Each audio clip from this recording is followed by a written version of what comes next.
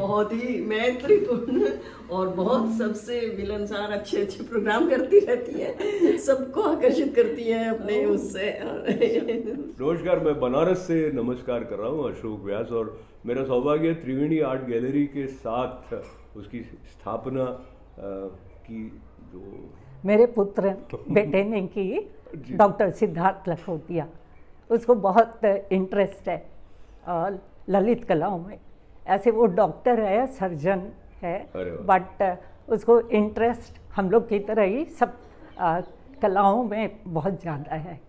तो वहाँ पे मुझे अवसर हुआ एक वसंतोल्लास कॉन्सर्ट अटेंड करने का, और हम चर्चा जब कर रहे थे तो बनारस के बदलते रंग रूप की बात निकल कर आई थी, और आप बचपन से यहीं रही हैं, तो मोटा मोटी बताइए, गंगा की तरफ चलें हमारे साथ, और पहले की गंगा आज की गंगा।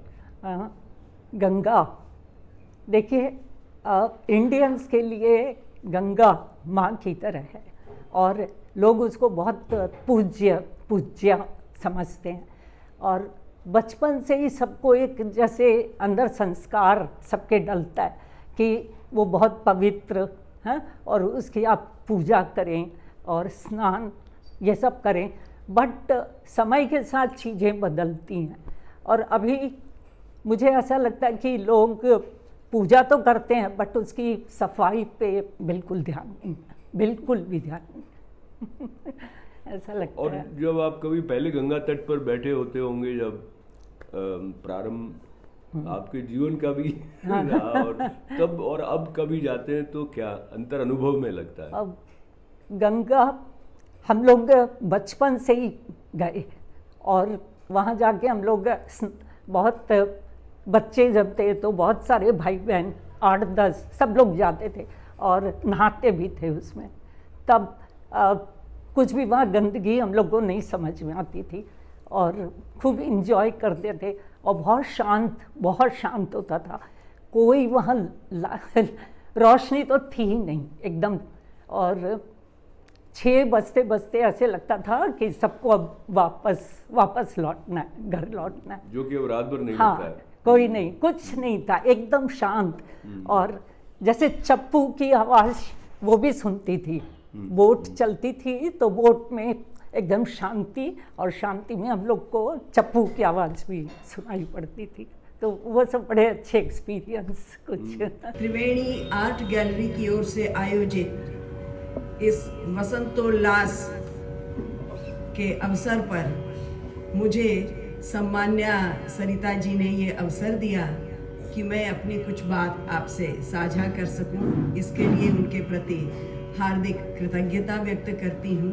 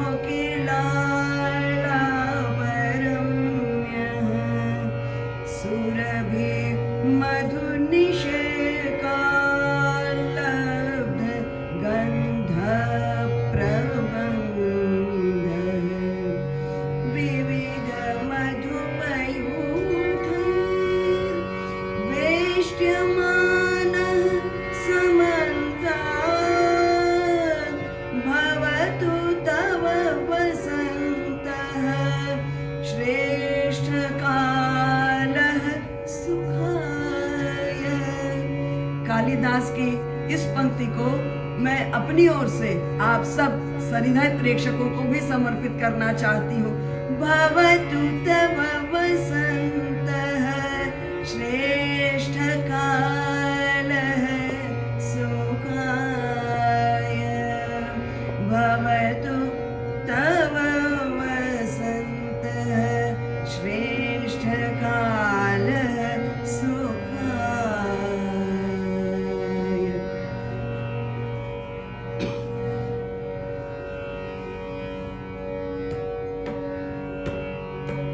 संस्कृत में अगर गीत की चर्चा शुरू हो तो सबसे पहला सम्मानित स्थान है श्री जयदेव कृत गीत गोविंद का, और गीत गोविंद का बहुत प्रसिद्ध पद है, उसी से मैं अपनी गीति प्रस्तुत करना चाहती हूँ।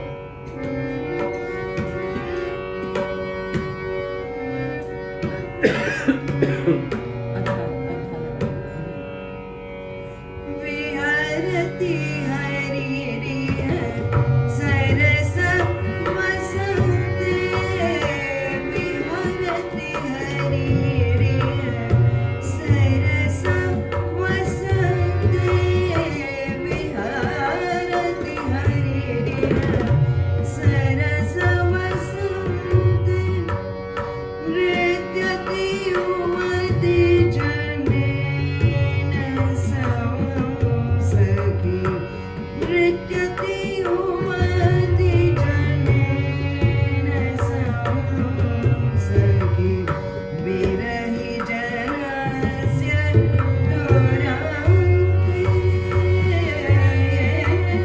विहरति हरिरिह सरस वसन्ते।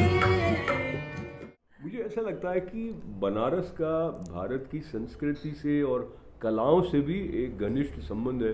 कुछ तो बड़े नाम हैं, जैसे बिस्मिल्लाह खान साहब का हुआ या अन्य रविशंकर, वो भी जी, यहीं के थे। बिल्कुल।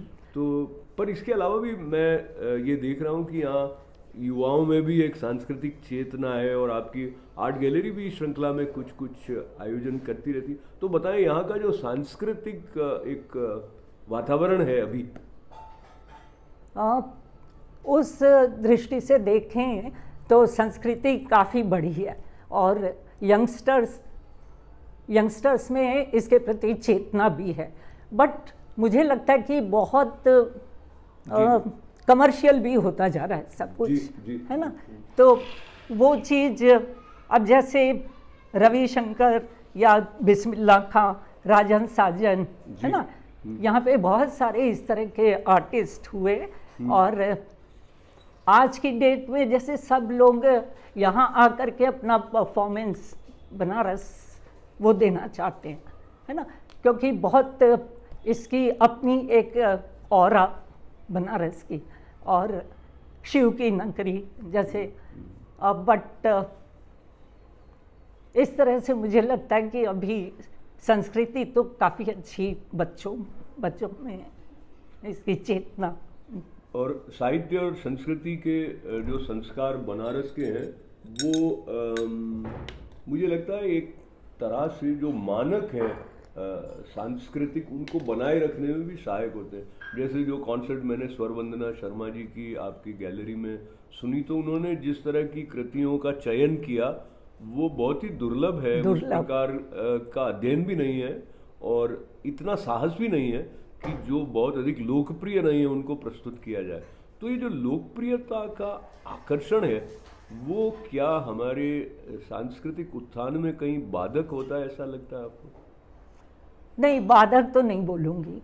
उससे देखिए एक ऊर्जा मिलती है। अब जैसे कल इतने सारे लोग थे और सब इंजॉय कर रहे थे, सब खुश थे, है ना, तो लगता है जैसे साक्षात वसंत एकदम आपको दिख रहा है ना। अभी तो चलते नहीं जोड़े आप जी। हाँ। पर मैं सोच रहा था क्योंकि काशी विश्वनाथ बाबा की नगरी है और आध्यात्मिक जो चेतना है उसके जागरण का भी ये स्थल है और बहुत से तपस्वियों का ये स्थान है।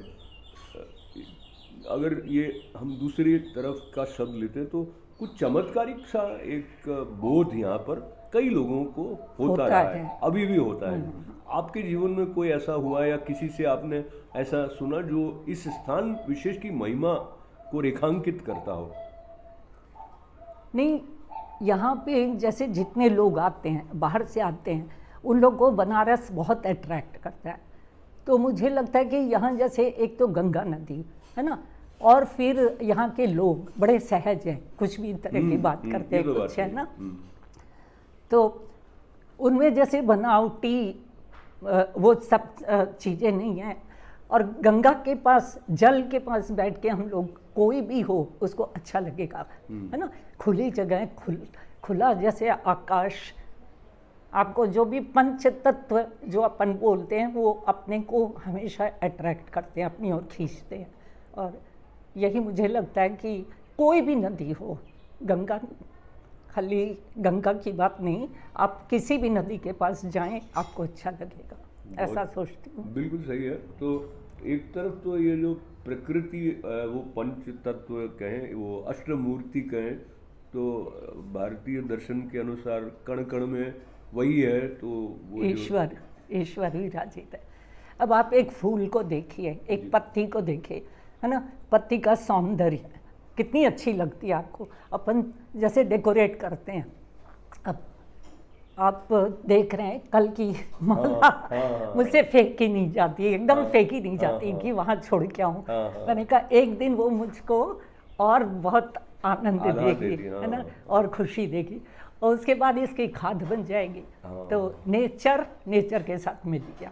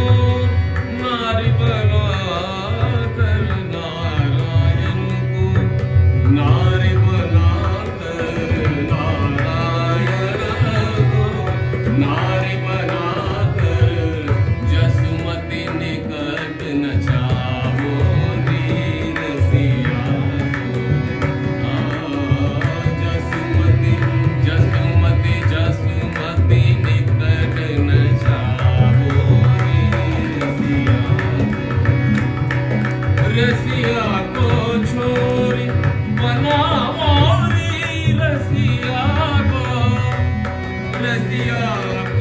छोरी बनाओ रे रसिया को छोरी बनाओ रे रसिया को हाँ रसिया को छोरी बनाओ रे रसिया को।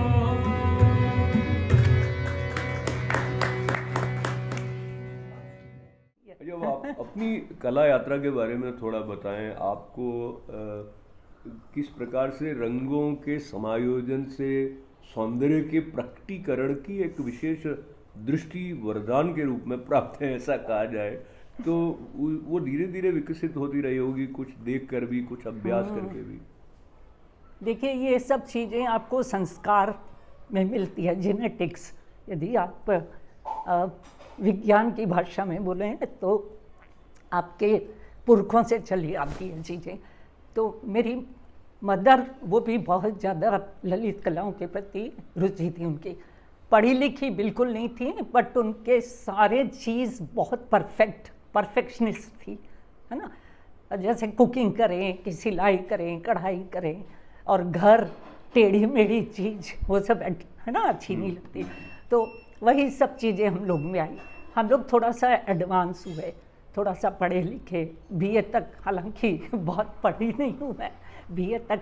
तो आर्ट्स में थी मैं, और छोटी बहन फाइन आर्ट्स में MFA किया। तो ये उसकी पेंटिंग्स है, छोटी बहन की जी। और क्लास 8th की है, 8th की है ये। तो इसको हम लोग हटाते नहीं है कि उसकी क्लास 8 की पेंटिंग है। और उसके बाद बहुत अच्छा काम किया उसने, और उसी का थोड़ा थोड़ा मुझ में भी आया, ललित कला ये सब। लेकिन तब मुझे ब्रश और ये सब बिल्कुल भी प्रैक्टिस में नहीं थी, लेकिन शौक था पेंटिंग, है ना। और जब मैं 60 साल की हुई, तब मैंने ब्रश स्टार्ट किया। अरे क्या बात है, तो ये भी एक प्रेरक बात है। तब मैं 60 साल की हुई, और वो मुझे अपने आप जैसे अंदर से हुआ कि जैसे जिम्मेदारियां सब खत्म हो गई, घर में उतना काम नहीं है, बच्चे बड़े हो गए। तो ऐसे ही मैं जो शादी के कार्ड्स आते हैं ना, न्यू ईयर ग्रीटिंग्स, वो सब के कागज़ यूज़ करती थी, मतलब खरीद के नहीं, जो कागज़ पड़े हैं। तो आपके पास इतने शादी के कार्ड्स हैं, उसमें हैंडमेड पेपर और एकदम अच्छा होता है, स्क्वायर, है ना, स्क्वायर। तो वैसे 500 करीब मैंने पेंट किया। वाह, उससे ज़्यादा ही किए होंगे। फिर उसकी मैंने एक बुक भी बनाई, और उसके बाद मुझे लगा कि अब चलो ऑयल पेंट से कुछ काम करते हैं। तो ऑयल पेंटिंग, एक्रेलिक में उसका काम शुरू किया, और वो बनते बनते भी 100 से ज़्यादा बन गए। वाह, बढ़िया। तब सबने कहा कि अब एक एग्जीबिशन कर लो। तो मैंने कहा कि एग्जीबिशन छोटी मोटी जगह तो कैसे, फिर BHU में की मैंने। जी। तो बहुत सक्सेसफुल हुई, बहुत अच्छी गई। तो 6 एग्जीबिशन कर चुकी हूँ। क्या बात। प्रकृति में तो कलियां कुसुम बन रही हैं, मनुष्य जीवन में क्या हो रहा है ये देखिए। ब्रजबाला युवती भैया, ब्रजबाला युवती भैया, ब्रजबाला युवती भैया, रस बस रसिक रमणी, रसिक रमणी, नई नई कलिया कुसुम बनी, नई नई कलिया कुसुम बनी, नई नई कली, नई नई कलिया, नई नई कलिया कुसुम।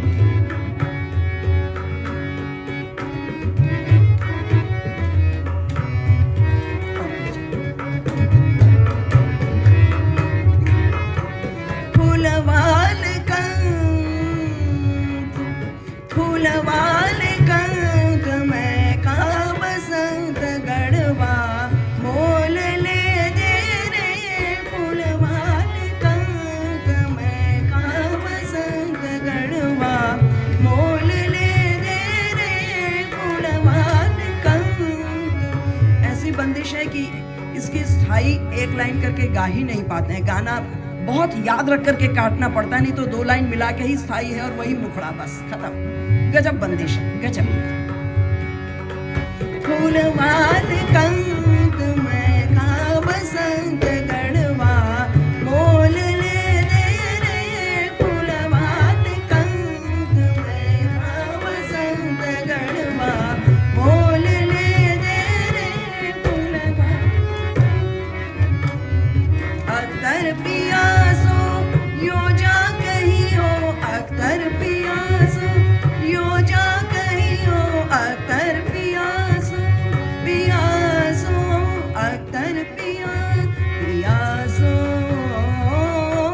पियासो पियासो अख्तर पियासो यो जा कहीं हो, तनक सुबिरवा मोल ले दे रे फूलवाल कंक फूलवाले कंक फूलवाले कंक मैं का फूलवाले कंक फूलवाले कंक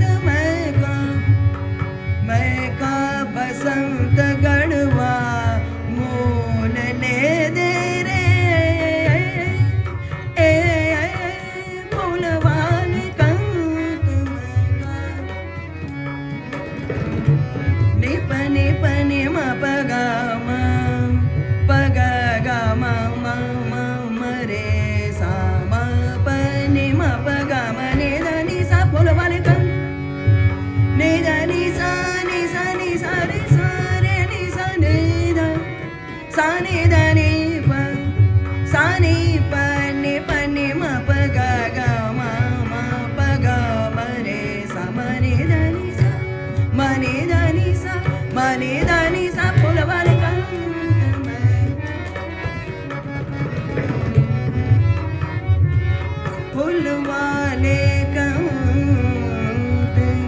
फूलवाले कंक मैं गा बसंत गढ़वा मोल ले दे मोल ले दे मोल ले दे रे फूलवाले कंक मैं गा बसंत गढ़वा मोल ले दे रे फूलवाले कंक तो बहुत सारी बधाइयाँ सरिता लाखोटिया जी। उनका पूरा परिवार जो है वो कलामय है और बनारस का जो एक आध्यात्मिक सुवास है वो जिस तरह से दृष्टि तक पहुंचता है। आपके पुत्र की जो फोटो बुक मैंने देखी तो उनके पास भी बहुत ऐसी सौंदर्य को पकड़ने वाली दृष्टि है जो बड़ी फोटोग्राफी उसकी बहुत ब्रिलियंट जैसे, और वो एक छोटी सी चीज़ में भी बहुत अच्छा बड़ी चीज़ देखता है, तो वो नज़र उसके पास बहुत अच्छी है। और अब वही दृष्टि उसके बेटे में, पोते में हमारे, वो बहुत अच्छी फोटोग्राफी करता है। तो ये सौंदर्य को पकड़ने की दृष्टि का जो पारंपरिक प्रवाह है वो भारतीय संस्कृति की आत्मा और प्राण और चेतना के साथ अनुस्यूत जुड़ा हुआ है। और सरिता लाखोटिया जी के साथ में यहाँ बनारस में इस संवाद के माध्यम से जहाँ हमें ये पता लगता है कि कोई भी आयु ऐसी नहीं है जो एक सीमा रेखा खींच दे कि इसके बाद आप ये नहीं कर सकते वो नहीं कर सकते। और उसके साथ साथ सबको जोड़कर त्रिवेणी आर्ट गैलरी के माध्यम से आपका परिवार जो सेवा संस्कृति की भी कर रहा है, मैं कहूँगा उसके लिए भी मैं आपको साधुवाद के साथ धन्यवाद करना। मुझे बहुत अच्छा लगा आपने इतनी बातचीत की और इतना कुछ समय दिया। बहुत बहुत पुनः सरिता जी को वंदन, आपको नमस्ते, नमन, मंगल कामना। सब